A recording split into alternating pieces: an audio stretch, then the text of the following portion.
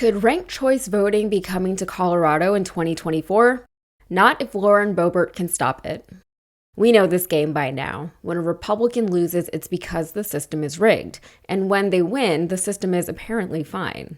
When Sarah Palin lost her congressional bid in the 2022 Alaskan election, she was quick to blame the new voting system for her loss. Just prior to the election, Alaska had adopted a ranked choice voting system, a system that isn't quite perfect, but it is far better in terms of efficiency and representation than the system most states are currently using.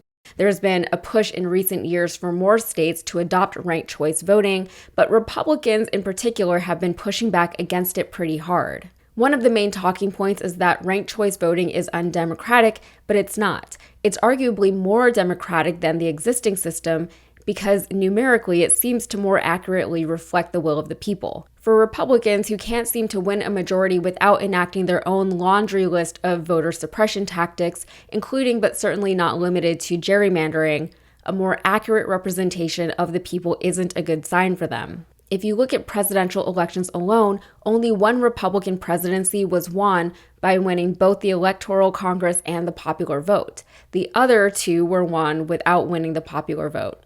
In a two-party system, a binary voting system is, as we know, less than ideal when it comes to electing someone who actually represents the will of the people. What typically ends up happening is that the candidate with the most money and the most marketing behind them ends up on the ballot.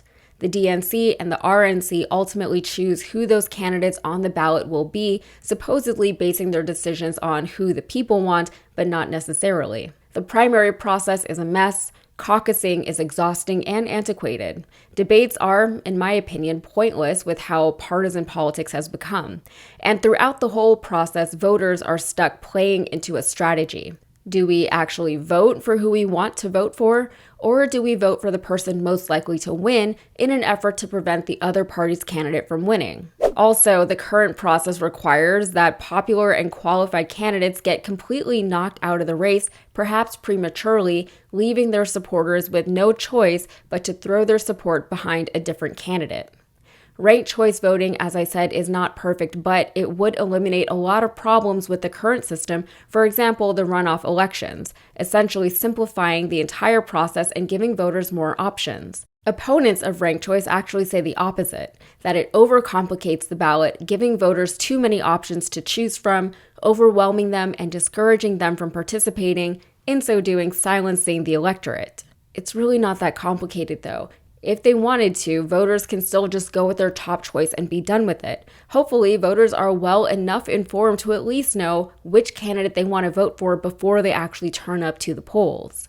And the idea that Republicans are concerned with overcomplicating elections is absurd. If anyone has voted in a red state in the past several elections, you know that the process has only gotten more convoluted and more complicated. If anything, the current system silences the electorate as it allows party elites to choose our candidate for us.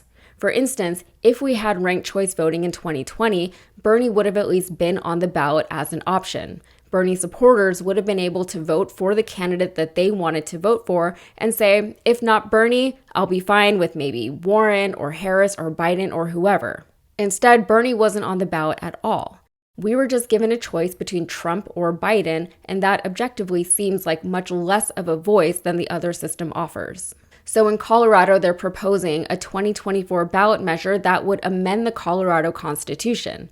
The measure proposes to adopt ranked choice voting and open primaries while eliminating the caucus and assembly process. It wouldn't take effect until 2026, but Lauren Boebert is worried about it. But she probably doesn't need to be. Boebert has a good chance of losing her seat in 2024 to the guy she only narrowly beat in the previous election by a few hundred votes. It's likely that this new voting system, if adopted, won't even be Boebert's problem at all. Still, she says she, quote, will oppose this effort to rig our election system in Colorado with everything I have.